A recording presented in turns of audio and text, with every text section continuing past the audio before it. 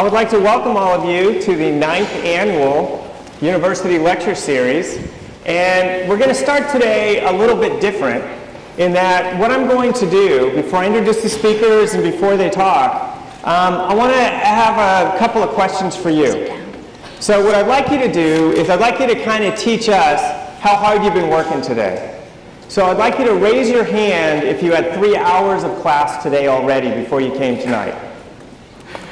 All right. Uh-oh. Keep your hand up if you had 4 hours. Keep your hand up if you had 5 hours of class today. Wow. Keep your hand up if you had 6 hours of class today. Holy Toledo. Keep your hand up if you had 7 hours of class today. This guy right here. I see you. All right. Keep your hand up if you had an 8 o'clock class today. No, but you had to be one of the ones with 7. All right, back here. Ooh, right there. We have a couple. We have like 1, 2, 3, 4. Okay, you guys get some, oh, there we go. You guys get some free coffee. You're going to need it. There's 4 over here. Perfect. Okay, perfect. Keep your hands up. You'll get some free coffee cards. What we're going to talk about tonight is we're going to talk about leadership. And when you think of leadership, you might be thinking of a general. You might be thinking of a president. And so when you think about having change happen, you might think about an army that makes something happen because a general says so. Or you might think about laws that are passed because a president says, I want this to happen.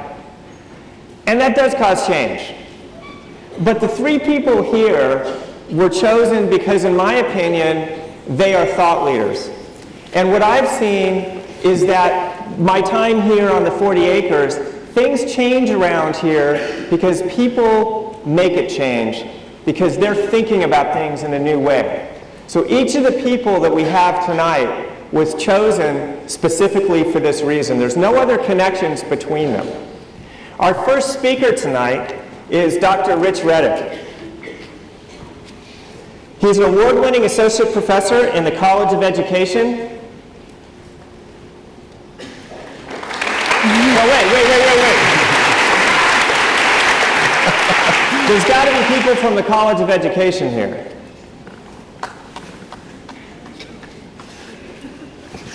I see you. I know, but why aren't they saying stuff? They're educators. They're thinking about things. He's also the assistant director of the Plan 2 Honors Program. Yes. And by the way, speaking of that, I'd like to give a shout out to Dr. McKay's class, signature course. Those of you who were in that class know why I'm saying that. Dr. Reddick was recently named the Assistant Vice President for Research and Policy in the Division of Diversity and Community Engagement. His research focuses on the experiences of faculty of color, campus diversity, mentoring, and work-life balance in academia, and he is actively engaged in organizations focused on improving the quality of life for citizens of color in Austin, Texas. Please help me welcome Dr. Rich Reddick. Thank you. Good evening. Good evening. Thank you. Okay, this is going to work. I'm going to have to hear something from you. Otherwise, I'm just talking to myself. Anyway, it is great to be here. Thank you, Dean Iverson, for inviting me. I was just thinking about the fact that we started off by talking about people being in class for like 20 hours today. So I'm going to try to take the role of being entertaining and edutational perhaps, is the word I'm going to use. But let me go get started on this. When I was asked to do this speech, I didn't know what I was going to talk about. I was like, yeah, I'll do it. And then I had that feeling like, do I have something I've already done before I could use for this? I'm like, no, I want to do something brand new. So I try to be timely and think about something that's happening right now. So how many of you are familiar with this Black Lives Matter movement? How many of you have seen things about it? Okay, good. You watch the news. Great. So I actually think that this is an opportune time to talk about what it's like to be a student at UT Austin and have the opportunity to use this place as a laboratory to understand different cultures, okay? So with that being said, first slide. So first thing about me you need to know, I'm a Texas X, okay? So I came here, I was a freshman like you 25 years ago. 25 years. No point. Thank you. That's a quarter century. I got involved in orientation. There's me and the orientation advisor right there, my Grambling shirt and my boots on, combat boots. That was fashionable back then. Right there is Tony Luckett, the first African-American student body president. She was student body president my freshman year. Right here is a picture of what was happening on campus. A lot of discussion about things like Take Back the Night, racism on campus and so forth. So a lot of ways, similar discussions. You may have heard this, but yesterday a report came out from the AAU that discussed the fact that 1 in 5 women on this campus have been sexually assaulted, okay? So the same conversations we were having back in 1990 are happening right now. I got involved with Silver Spur. That's me congratulating a guy named Priest Holmes scoring a touchdown in the Sun Bowl in 1994. Comeback victory was really nice. And I even got involved and was a Wheel of Fortune champion here. And I won 34 grand for myself, but $50,000 for UT scholarship. So somebody in this room is probably going to UT because of me. So you're welcome. So, that's me. So what was it like to be on campus back then? On the left-hand side, you can't see this, I know, but there's an article from the Alcalde, which is the alumni magazine, in 1995. They interviewed the senior, Richard Reddick, and they asked him, you know, what's going on campus? And I talked about, you know, it's a racially tense time right now. A lot of things are happening. But in the last 5 or 10 years, since I've been back here as a professor, all these things have happened, right? So we really haven't necessarily fixed or solved this issue of racial inequity or racial tension. It's still with us, right? So that's a concern. So when I think about this, a couple of things come to mind. The first thing is, what can we do as students here at the University of Texas to actually change the world? So people always say this thing about, oh, you know, when you finish college and go in the real world. UT is different. This is the real world. Don't you agree? This is the real world. There's no proving ground. There's no fake things happening here. What's happening here is happening in reality. We really do believe this idea that what starts here changes the world. That's really true right here, I think. So since I've been here, and I gave you that kind of overview of the things that I think need to be improved upon, but a lot of stuff has happened that I'm really proud of, and I'm really proud it happened here. So in the upper left-hand corner, Cesar Chavez. You guys know who Mr. Chavez is, right? You've heard of him? I marched with Cesar Chavez as a senior in high school. He came to Austin, came to my high school in East Austin, and we marched all the way from Johnston High School in East Austin to the Capitol. So I actually had a contact with this man. And when I came here as a professor, I took my students to see the unveiling of a statue that was student initiated, that is right now in the West Mall. You've all seen it in the West Mall? So that happened in 2008, I believe.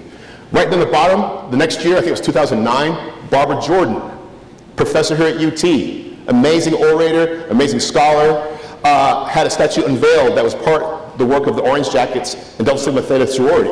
That happened when I was here. Probably about 3 years ago, a group tried to have an event called Catch an Illegal Immigrant Day. And whatever your feelings about immigration, to me, that showed an incredible amount of sensitivity to some students on our campus. And our students got together and created a rally, and there's a student right there in front of the tower, letting people know that this is not just an issue, it's actually people we're talking about. On the bottom right-hand corner, that's my picture, I took that one. That was last December, I believe, and there was a Black Lives Matter protest here on campus, right there in the corner of 21st and Speedway, and it was amazing to see all these students, faculty, staff members protesting and expressing their concerns about the role of police brutality in African Americans' lives. And up there in the upper right-hand corner is a picture of students marching after the incident I guess it was last spring, when a fraternity had a border party, and letting people know, like, you know, this is not just a thing. This is actual people you're talking about. And of course, I'm excited about the fact that at graduation, I get to spend time with other professors, African American professors. And right there is a picture, just a couple of us, we're all in the same fraternity, but 3 of those men up there are actually in my department. And I think about being a student here in 1990 and how I wouldn't see a black professor unless I went out and found them. And now you can see groups of us at at graduation like that is really exciting to me. So I'm excited and happy about these things that are happening. So we talk a lot in education about something called the achievement gap. I've got problems with that term, so I'm not going to talk about that, but I do want to borrow this gap idea, right? And so this right here, and I apologize if you can't see it very well, but basically it's data from a Pew Research study, and they asked the question, has the country given enough or done enough to improve the experience for African Americans to participate equally in society? Now you look at this sort of gold bar, that's the number of people who say, yes, we've done enough in society to equalize for African Americans. The darker colored bar is the one that says we need to do more. So from 2009 until 2014, pretty consistently people were saying we've done enough. In 2015, July, they radically shifted. Do you know what happened in July 2015?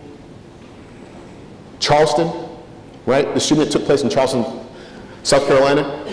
That might be a tipping point. People actually said, we need to do more. But look at this chart at the bottom. You can see on the left-hand side, that's whites. So consistently you see that percentage where most whites are thinking, we've done enough, right? 54%, 56%, 57%, now it's down to 40%. Look at African Americans. It's a gap, right? Gap in perceptions, how we see things. Look over this side.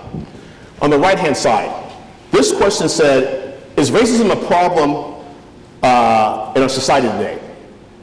Totally, everybody said, about half the people in the sample said, yes, it's a big problem. But look over here at what men said. 45% of the men said it's a big problem. 56% of the women said it's a big problem. 44% of the whites said it's a big problem. 73% of African Americans, blacks, said it's a big problem. 58% of Latinos, Hispanics said it's a big problem. So we have a gap, right? We have something happening in society where people aren't seeing experiences from other people's perspectives, especially among racial lines. In this room right now, I want to ask a question. How many of you consider yourself to have a diverse group of friends? Let me see the hands. This is why I think UT is a little different, because that's what's happening right here, right? You have opportunities to have diverse friends and diverse experiences. So, how do we close this gap we're talking about of understanding experiences and so on? The first thing I think you have to do is what you just mentioned. You have to intentionally establish relationships across racial and ethnic lines. The research tells us that if you do that, two things will happen. You'll reduce your feelings of prejudice, and you'll also have an easier time making more cross-racial, cross-cultural friendships. The second thing you need to do is ask questions. So we're sitting at the University of Texas at Austin. We have buildings named after people. We have statues on campus. We have all these things, and all you have to do is ask the question is why? Why is this thing named after this person? Why is this group of students not integrated with this other group of students? Ask those questions, right? Build coalitions from diverse communities. Now, in this room, raise your hand if you have a passion. There's something you came to UT to do. Maybe it's a student government, maybe it's so lots of passion in this room right now, okay? I'm telling you right now, you can make that passion become a reality, but you can't do it with just people who look like you, or come from your background, or from your hometown. It's got to be a diverse coalition. You've got to find a way to make people who aren't like you care about things you care about, right? The other thing is finding role models and mentors. And some of you have role models and mentors who are right here in this room, right? You have peer mentors. I do mentoring research, so we often talk about the importance of peers. Some of them will be people on the stage. People like Andrea, people like Daron, right? Faculty, staff members. But find people who are doing the things that you want to do, showing you the way how to do things. Educate yourself. As a professor, this is dangerous, but I'll say this. Half the stuff you're going to learn is not in the syllabus, right? We make a syllabus for things for you to read. We recommend things for you to look at. We want you to go beyond that. We want you to look even deeper. Find more sources. Find more information, right? Information age, it's all out there. Go find it. And then, of course, you are at the world's greatest university. Yeah, I said it. This is the world's greatest university. Yeah. You know, I spent 7 years at a place in the East Coast, starts with an H. They think they're pretty good up there. This place is better. We have so many resources here, so many things here. Tomorrow, for instance, Patty and I are going to take our students to the Briscoe Center for American History. I was in graduate school at Harvard, and we were reading a book about campus life. All the pictures came from the Briscoe Center here at UT. So, take advantage of things around you. The HRC, the libraries. Go to these things. Take advantage of them. So let me give you a vision I have for you all to look forward to. I would argue an inclusive, diverse mindset is a necessity in the 21st century. The 20th century is kind of nice to have it, kind of helps you out, but it's a necessity. You can't compete if you don't have an inclusive, diverse mindset. If you want to retain, you want to engage people, you have to appreciate inclusivity and diversity. It's essential, it's necessary. And then last, some of you might be saying to yourself right now, this guy's a wacko lefty professor at UT's, you know. I'm telling you right now, this issue is an issue that supersedes any kind of political barriers. Last week I watched the Republican debates, and I realized with that many candidates running for office, to win the nomination and to win general election, you're going to have to win with a diverse coalition of people. It can't be all people who think like you. It can't be all people who look like you racially. It has to be diverse. So whether you are a Republican or a Democrat or a Libertarian or something else altogether differently, right? You need to be thinking about how to make an inclusive, diverse community part of your world. And at that point, I think it's a good time for me to stop and let my colleagues take over. Thank you very much for your time. Thank you.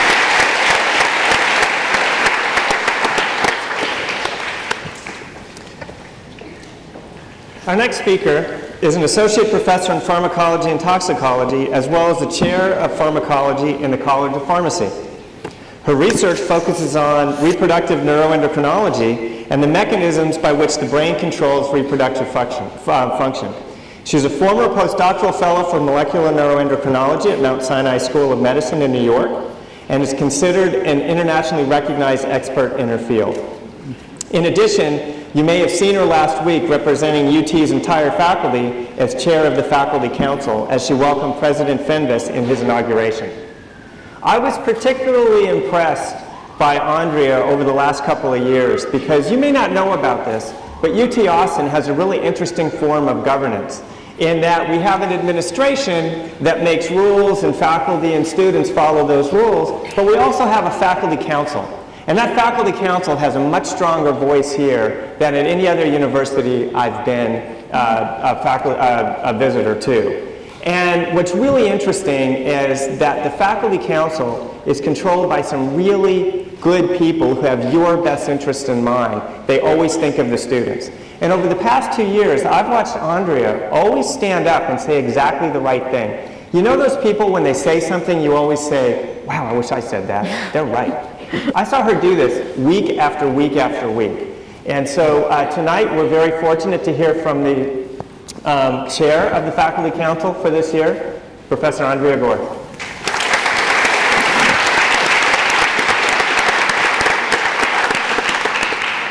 Thank you so much. You did surprise me with your introduction. I think I understand why I'm here now. I'm not going to talk about the Faculty Council today, although that's been a great opportunity and experience to work with the faculty, but also to be able to work with the students and to represent what we think are your needs. Instead, I really wanted to spend my time talking about what leadership means to me. And in thinking about that, I actually thought more about myself as a scientist, a researcher, a woman in science, somebody who is maybe a little less traditional in the kind of discipline that I'm in. And so I wanted to talk about 3 ideas that I had where I felt that as a scientist, you can actually get out there, you can change things, and by changing things, you can be a leader in thinking about your scientific field, affecting the world with the research that you're doing. And I'm going to talk quite a bit in my 13 minutes and 51 seconds that remain about research, what we do, and why we think it's important. The other point, which my colleague has already talked about, is that I'm going to emphasize the importance of, as educators and researchers, we also need to plan for the future. And so I feel that a big part of my job is cultivating and diversifying the next generations of people who are going to go into scientific research. Oops. Okay, so let me tell you a little bit about what we do. Everybody calls it the Gore Lab. I guess when you're born with the name Andrea Gore and you have your Dr. Gore and there are lots of jokes in the lab about the Gore Lab. So I'm going to talk about our research today, and much of what we do is we're really interested in how the brain develops, how males and females are different in brain development, and the importance of hormones. And we don't probably think a lot about hormones during early development, as in shown here in this picture in the fetus or in babies, but hormones are really important in the developing body and the developing brain, and they actually sculpt how nerve cells or neurons in the brain, how they form connections, whether they're going to remain in your brain or they're going to die, which is a normal part of the brain life cycle during early development. And there are, in fact, differences in the structure and the function of males and females. There's a lot of interest in sex and gender differences in the brain, and we know that there are actually biological differences between the male and female brain because of these hormones. So in my lab, we're trying to understand how those changes happen, what's different. Also, very importantly, I want to emphasize, it's not that one sex is better than the other. It's just that the sexes are different because of these natural differences in these developmental processes. The other part of our research that is, I think, very important and very relevant is how chemical contaminants in the environment, or chemicals that we come into contact in our day-to-day lives, in contaminated food and water from water bottles. You hear about plastics leaching out of water bottles. Pesticides that might be used if you live in agricultural areas or in your garden, or even in the food that you get in the supermarket. And what we've learned is that some of those pesticides and other chemicals can actually affect the developing brain and cause changes that may lead to some sort of functional outcome later in life, maybe behavioral change. And these chemicals we call environmental endocrine disrupting chemicals, or EDCs. Okay, so as I told you, EDCs during development can reprogram the brain. We study it. We have rats in the lab, but brain development is pretty similar. So here are some cute little adolescent rats. They're going through puberty as we speak. These are our experimental animals, and we give them the same kinds of exposures that humans get to these chemicals, and then we let them grow up and we look at their behavior, and we have figured out several important things about how exposures to these EDCs have changed their brains. The reason we think this is important is because of how this relates to exposures in humans, and understanding that we need to be very careful about the chemicals that we put into our environment. If we're just producing chemicals, and say the next generation of chemicals that's going to go into the water bottles to replace the chemicals that we've shown are bad, there's actually no testing for those chemicals because they're not put into your food or your water. So the regulatory process means that a chemical that goes into a bottle that contains your water has not been tested and could contain endocrine disrupting chemicals. I don't want to spend too many times talking about kudos, but one of the most exciting things for me in my career was that in 2007, our research was chosen as one of Discover Magazine's top 100 science stories of the year. And it specifically was our work looking at effects of EDCs, not only on our own developing brain, but also the consequences for our future generations. So that really emphasizes the need for us to keep our environment clean and not to release chemicals without testing them. Okay, so that's our research. I also tried to think about some other ways in which scientists can play leadership roles in the community. And so one of the things that I've been very active in is trying to reach different communities to tell them about the research and to tell them about the science, and to make sure that people who are influential in making policies or in regulating different kinds of processes are using the science to inform those decisions, which is so important. It can't just be somebody knows an anecdote and so they're going to do something. You actually need to base research on quantitative hard science. So I've spent a lot of my career trying to do very, very comprehensive, thorough reviews of the literature, publish them in good journals, and then make sure to communicate them to the people who need to know about them so that they can use this information to change how we're regulating chemicals, for example. So I have thrown a couple of examples up here of things that I've done. Obviously, I've been to Capitol Hill. I've talked to representatives and senators from the state of Texas and from other states, talking about the importance of funding scientific research and also talking about things like endocrine disruptors and why we need some better regulatory policies. I've gone to the NIH, the National Institutes of Health, and I've also, because I'm interested in sex differences in the brain, got involved in some initiatives recently to try to give some guidelines for research. You may not know this, but when you go to the pharmacy and you pick up your medication, most of those medications have been tested on men, and hardly any of them have been tested in women. And also, the research that led to the drug's development and their applications in humans is almost always done in male animals, and even male cell lines.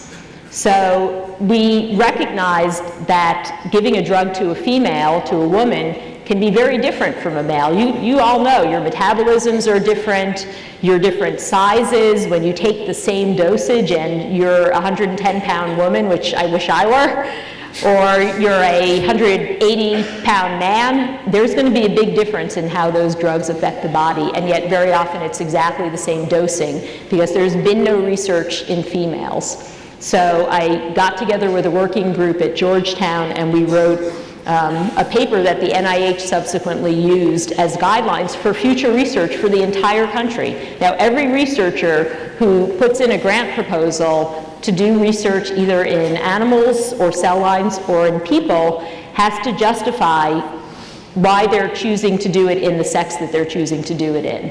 And they actually need to say, we're not using women for this reason. They can't just leave them out. And it cuts both ways with males as well. So that was a lot of fun. Something else I did in my free time, I guess, I have a lot of free time. I really love to write scientific articles, but I also really love to edit. And so I applied for a position as an editor-in-chief of a journal that's called Endocrinology. I'm a neuroendocrinologist, so that's the link between the nervous system and the endocrine system. So I've been the editor of this journal now for almost 3 years, and we publish about, I'd say about 3,000 pages of scientific articles every year. As the editor, I also have a responsibility to play a leadership role in writing about scientific issues and topics relevant to endocrinologists and neuroendocrinologists that I think are important. So this is just an example of an editorial I wrote last year. The other responsibility that we have when we're doing research is, I think you get it, that communications are very important. But what most scientists do is, I'm sure you have this vision of the little crazy scientist in the corner in the lab, madly doing these little research experiments in the corner and cackling madly, and then shouting eureka, and then writing a paper and getting it published. But you really need to develop communication skills and be able to communicate not just to other scientists, but also to the public. I'm sure you got the idea that I've spoken to politicians, but I also make it a point to speak to people in the media, especially the responsible journalists who are really trying to research what are the critical scientific issues, and they really need to talk to the scientists, the people who are doing the research, not just the people who are reading about the research, but those of us who are really doing the research to learn about it. So just a few venues that I've spoken to. Finally, the last thing I wanted to talk about was our responsibility of cultivating the next generation, which my colleague has already spoken about very eloquently. But I wanted to give you a couple of examples of, for me, why the research is, so much of it is about the students. In fact, I would say 98% of it is about the students. It's the students in my lab who are doing the research. They're making the discoveries, they're doing the hard work. I'm not even allowed in the lab anymore. I think if I walked into the lab, people would just get very upset because they think I don't know what I'm doing anymore. I'm out writing the grants and I'm talking to people and writing the papers, but these are the students who are doing the work. So Sonia Hughes was the very first undergraduate student who came to work in my lab when I came to UT. And she was a freshman. She came to my lab and worked in my lab for 4 years. After she graduated, I hired her to be my lab manager for a year, and then she went off to graduate school. She wrote a paper with me while she was a student, which I'm showing you up there. And if you all have probably heard about the Ebola crisis last year or a couple years ago, Sonia is now at the Center for Disease Control branch in Dallas. She's one of the epidemiologists, and she and her team were the ones who discovered the man who had come to the United States with Ebola and made sure that he was confined and tried to minimize any further exposure to Ebola, if you all followed what happened in Dallas. So I was so proud of her when I learned that it was Sonia's team who had done this. Just one more example. These are a couple of students who are in my lab right now.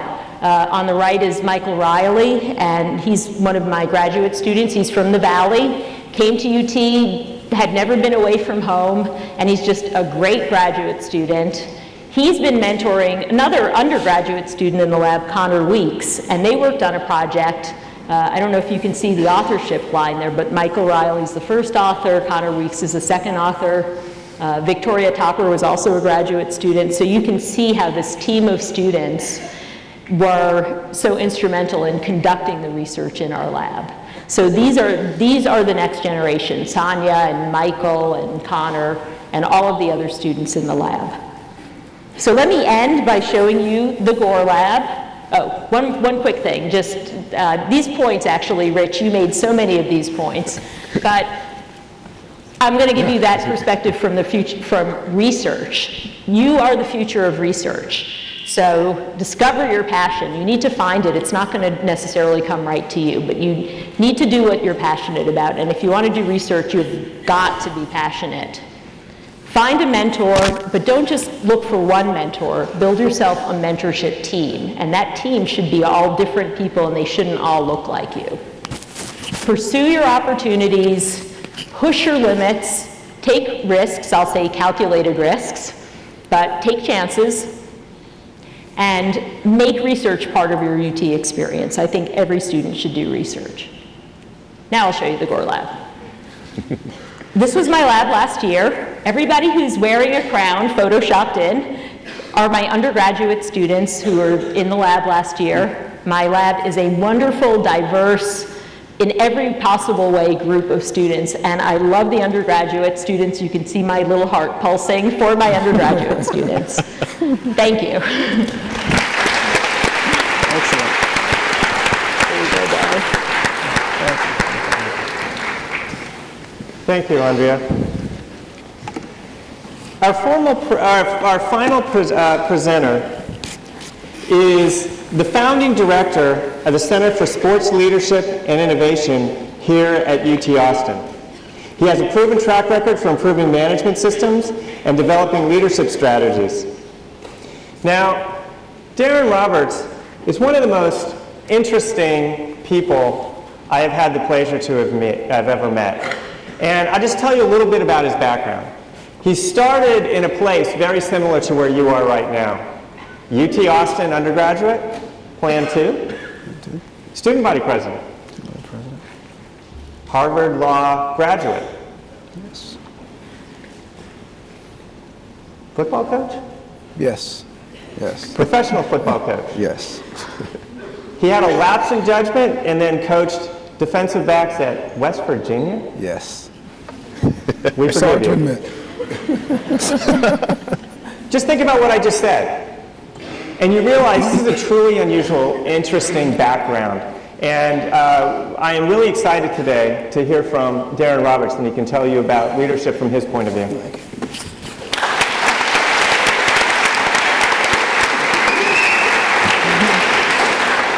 Thank you, Dean Iverson.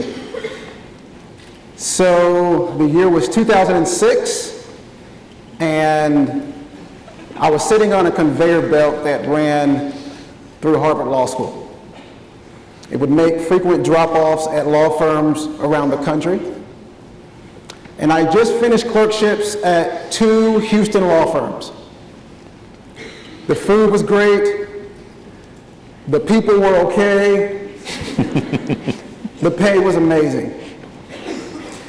But I found at the end of the summer, the only thing that was missing was me. And that's when I received a call from a high school football buddy of mine. Now, if you go back with me to 1997, I am a 165-pound strong safety on a wet day. I'm a much better student and athlete, but I love the game of football. And this friend of mine, Alfonso Longoria, he was a 5'10" offensive guard, which is not a good size for a guy who plays on the line. And so we quickly became friends. So he calls me in the middle of law school and he says, "Let's go work a football camp." I said, "Okay, where are we going?" He said, "South Carolina." I said, "Why does anyone ever go to South Carolina?" He said, "Well, Steve Spurrier just took the job at the University of South Carolina. Come with me and let's work this camp." So I go. I'm sitting in the back of the room. I'm fiddling on my BlackBerry. It was 2006, so I still had a BlackBerry at the time. Coach walks in and he says, "Listen, someone did not show up as a volunteer coach. I need a volunteer." So I kind of look around. I'm thinking, hey, I'm from Texas, right? I played Texas high school football. I said, "Sure." He says, "All right, son, where do you coach?" I said, "Mount Pleasant High School." "Mount Pleasant High School, great." So I get 40 sixth graders. For the next 48 hours, I'm coaching these kids how to backpedal, turn at 45 degrees and 90 degrees, and it is the best 48 hours of my life.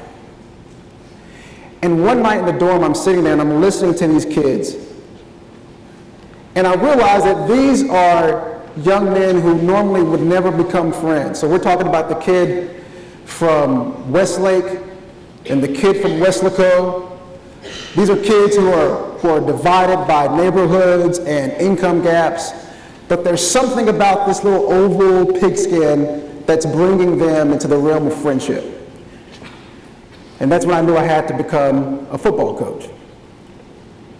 So I did what any sensible person does at the age of 26. I called my mother. Conversation goes like this: "Mom, I want to become a football coach." "Mom, that's great, honey. Will your law firm let you take this on as a pro bono project and kind of split some time?" I said, "No, Mom, I think this is what I want to do. I want to become a football coach. I want to do this full time." Let me put your dad on the phone. Now, my mom was a third grade elementary teacher. My dad's a Baptist minister, so you can understand there's very little room for deviation in the Roberts household. Dad gets on the phone. He says, "Son, what am I hearing about you wanting to become a football coach?" I said, "Dad, that's what I want to do." He said, "You realize that your name is on those law school loans." So before that, I had gone to the Kennedy School of Government, racked up $80,000 in debt. Now I'm at Harvard Law School. I racked up another $150,000 in debt. So I'm faced with close to $250,000 in debt. I have 2 law firm offers on my coffee table, each for $150K per year. So the first thing I do is I call each law firm up and I say, thank you very much for the opportunity, but I don't want to work with your firm. And so it's like this bad breakup. Managing partner says, wait, was it us? Did something happen? Was the office, was it too cold, too warm? Is it Houston? Is it humidity? You can work in the Chicago office? I said, no, listen, I want to become a football coach. He said, oh, that's great, okay, well, good luck with that. So, I write letters to every team in the NFL. There are 32 teams, I write at least 2 to each team. I'll write letters to the top 50 programs in the NCAA.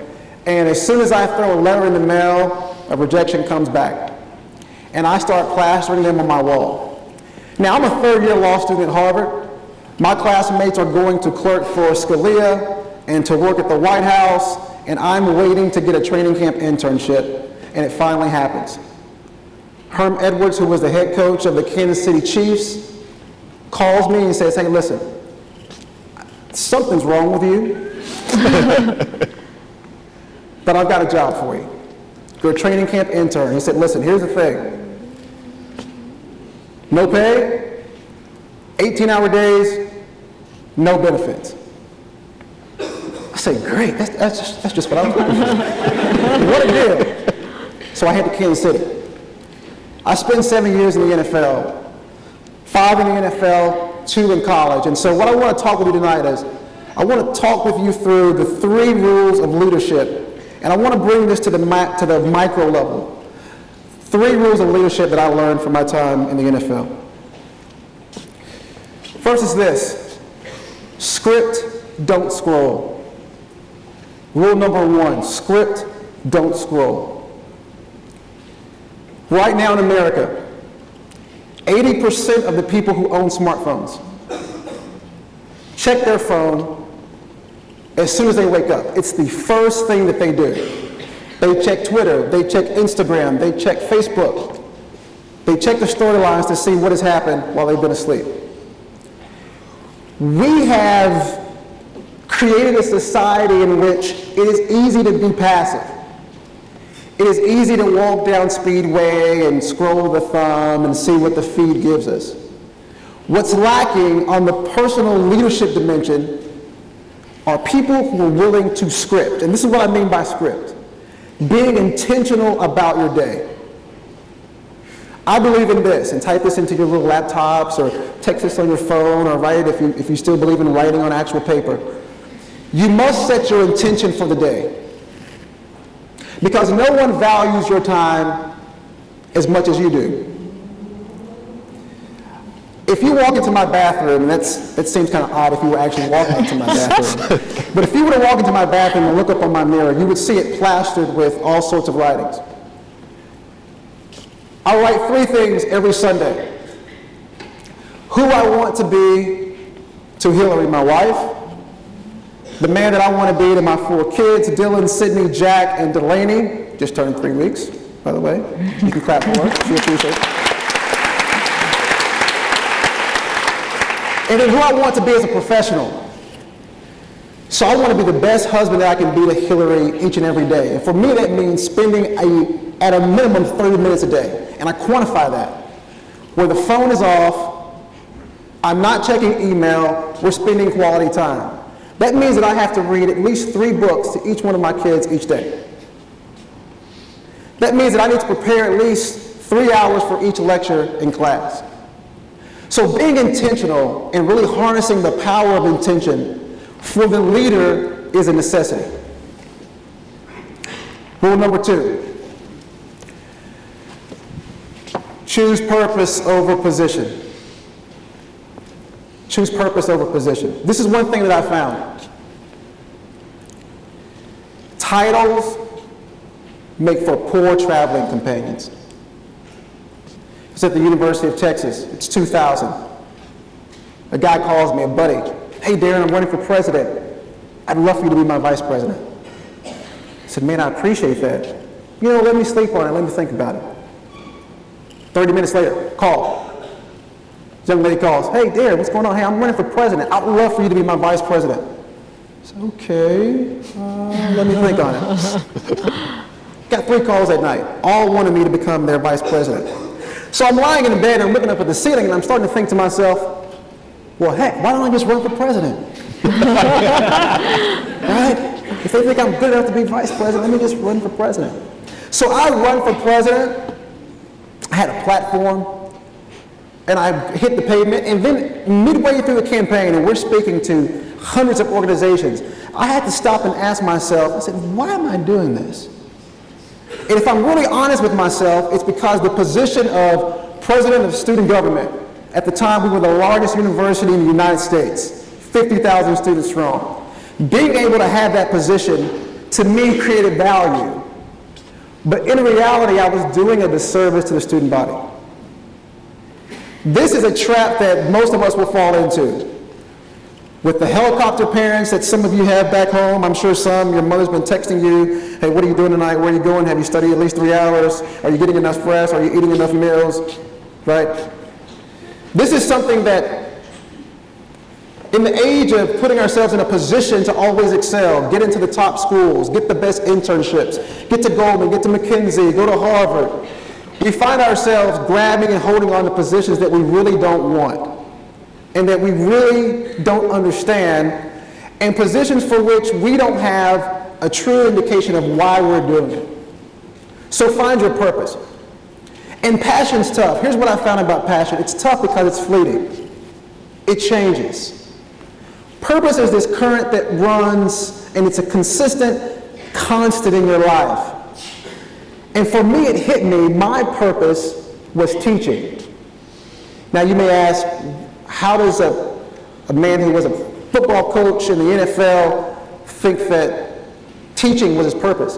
When I look back at the most pivotal experiences of my life, the ones that really moved the needle for me, they all involve teaching in some way. So taking the rookie with the Detroit Lions, the guy who no one had given a chance to, a guy we took in the late rounds, and seeing that guy start at Green Bay and do a good job, bringing him up to speed, walking him through coverages, that was teaching. Or taking the kid in West Virginia, a recruit that we didn't want, and coaching him and coaching him and coaching him and coaching him up past the capacity of what his 40-yard dash and his high jump would indicate. It was teaching. And that's why I'm here at the University of Texas. And then finally this, shape the game that you play. Don't play the game that you find. Shape the game that you play. Don't play the game that you find. It is easy to become this listless soul that wanders from group to group, from circle to circle, the conformist, the one who has to change that edginess that people don't like. Fortune favors the bold. It favors the person who's willing to go outside of convention. And many of you think you know exactly what you want to do, so hold your hands up if you know what you want to do when you graduate from the University of Texas. Yeah, so all of you are wrong. You're all completely wrong. Okay? You think you know, but you don't know. And Steve Jobs put it best, his 2005 commencement address to Stanford. He said this, you can only connect the dots going backwards. I didn't know I was going to a football camp, and I was a law student, but I found that purpose in my life. So be willing to step outside of your comfort zone. Grow a comfort level with discomfort. And shape the game that you play, just don't really play the game that you find. I'm going to leave you with this. 2005, University of Texas football team plays USC. Clash of the Titans. Texas wins that game, in case some of you don't know. And in the locker room after the game, Mack Brown is standing before his team and staff members, and he says this, he says, listen, men, don't let this be the defining moment of your lives.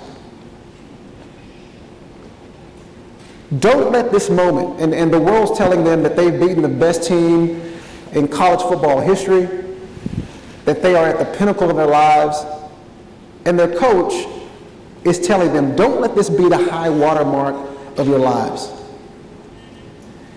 This is the same for you. Don't let the University of Texas, and Lord knows that I love UT and all that it stands for, but don't let this experience be the high water mark of your lives. Thank you.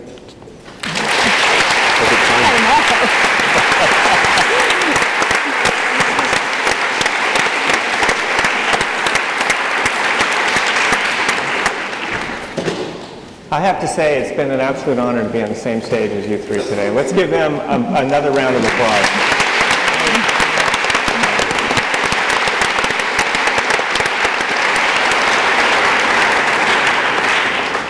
It's very important that I point out that funding for tonight's presentations was provided by Audra and Bernard Rappaport Excellence Fund. But before we finish, I just want to finish the thought that I started in the introduction. And that is that you are really fortunate to be at not only the greatest university in the world, but the one that has embraced change. That's who we are. You've heard it. It's a set of words that you've probably heard to the point that you don't care about them anymore, because you know what starts here changes the world. Change doesn't happen without leadership. And the leadership that you saw tonight is the kind that's really going to make that difference. And what we want to do is we want to turn you into this kind of leader. They think differently, and they act on it, and they make a difference. And that's what we want you to do. Have a great evening.